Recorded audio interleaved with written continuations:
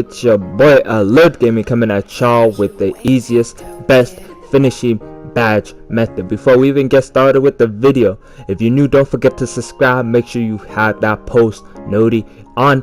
If you enjoy this type of content, don't forget to smash that like button. It helps so much. As you can see, the build that we have is the interior finisher. This is my interior finisher. He's 6'9", but y'all can see the badges that we have.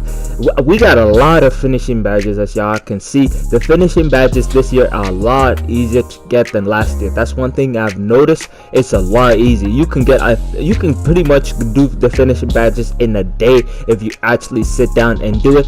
The thing is, as you guys can see, my build is a 75. I did not want to bring y'all a maxed out 899, 90, or what like a lot of people been bringing y'all. This build, I worked on it from like 60 overall to 75 overall, grinded it with no VC, so I know the little things that y'all gonna have, the little struggles y'all gonna be having, and I wanted just to let y'all know. One of the main things y'all gonna need to use is, if you're on PlayStation, make sure you use that L1 whenever. That's how I'm calling that play. That play is gonna be really key, because whenever you give it to your point guard, just give the ball to them, call that L1, and it's gonna open that lane for you. As you can see right here, I'm trying to wait. I give it to my point guard to the side, I call L1, they send me the screen right here, and I get the nice easy open dunk. One of the main things you guys gonna need to do, anyone can do this method. I do have 3 different methods. Anyone can do this method. This one's gonna work a lot better if you have that lob city. Because as soon as you cut off, you're able to finish that lob city. But my team, they're not that good at throwing lobs unless it's Luka. But most of the time, Luka is a really slow player. That's why I came to the Dallas. Make sure you choose a good team if you're gonna be a slasher. Make sure if you want lobs, go to LA, because you got Rondo, you got James, and all that. But for me, I wanted to come to Dallas just of how slow they play basketball. Luka plays the ball hella slow, giving me time to come up the court, because as a 75 overall, you move hella slow. But as you can see, every time Luka has the ball, I just call L1, and as you can see, we get the nice lob right there. So that's the good thing about that play. That play, you can pretty much use it to get anything you want, whether it's a lob, a dunk, anything. The main things y'all gonna be needing to do is make sure, if it's not a dunk or alley-oop, make sure to do it a floater. The floaters give a lot of points this year. They give a lot. If you're a point guard especially, make sure to use that floater a lot. I learned this as I was recording. The floaters are just stupid broken. Make sure you put that. But for me as a big man, I do not feel like I need that. That's just something I just wanted to tell my point guards there. But as you can see, for the second method, it's all you can use the post up. As you can see right here, I'm playing against the decent defender.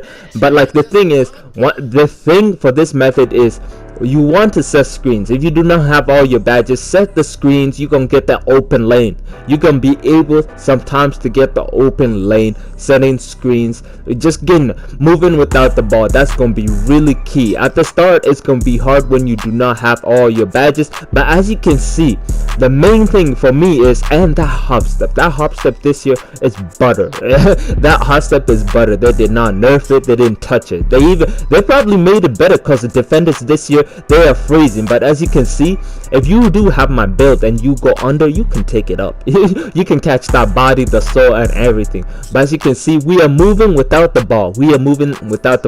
Tracking the ball. Now we're gonna kick it out to the point guard, because now we see him jumping a lot. But the main reason why I didn't take that is because the energy right there. But I'm still moving without the ball, because they're good defenders. They're really good defenders, and I want to make sure that I don't want to let them get even the chance at all. That's the main reason why. Some small tips is to use that fake screen and roll. As you see, the guy did not even touch me for the screen. He did not touch me. But the AI sometimes thinks like if the guy tells them there's a screen, and the AI pretty much starts hugging you. When he starts doing that, you can just roll. But when they double team you, of course, pass the ball, move without the ball, and you gonna get open. That's one of the main reasons I see a lot of people not do it. Move without the ball. Move without the ball. And when you get the opportunity, ask for the ball. Sometimes it will get sometimes your point guard will try to pass it and they will get the turnover. You won't get the turnover. That's okay. We don't care about the like that.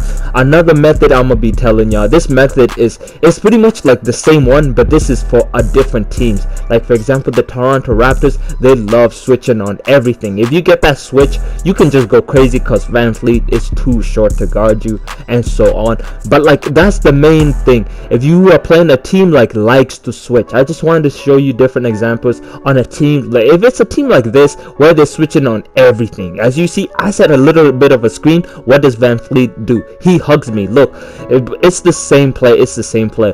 That's gonna be a main reason y'all need to know. Y'all gonna need to know how does each team play just a little bit.